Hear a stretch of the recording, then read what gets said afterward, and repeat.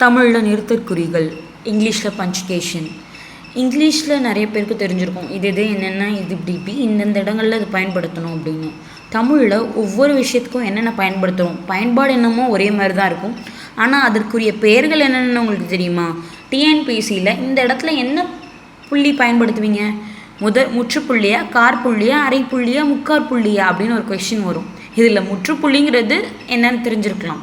காற்புள்ளினா என்ன, அரைப்புள்ளினா என்ன, முக்காற்புள்ளினா என்ன தெரியுமா உங்களுக்கு?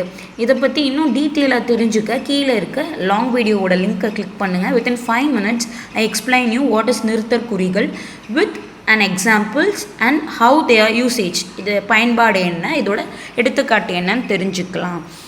இந்த வீடியோ பிடிச்சிருந்தா லைக் பண்ணுங்கள். உங்கள் ஃப்ரெண்ட்ஸுக்கு இது தேவைப்படும்னு நினச்சிங்கன்னா ஷேர் பண்ணுங்கள். மறக்காமல் நம்ம சேனலை சப்ஸ்கிரைப் பண்ணுங்கள். அப்போ தான் யூடியூப் அல்காரிதம் ரிலேட்டட் கண்டென்ட்ஸ் உங்ககிட்ட உடனே கொண்டு வந்து சேர்க்கும். நன்றிகள்.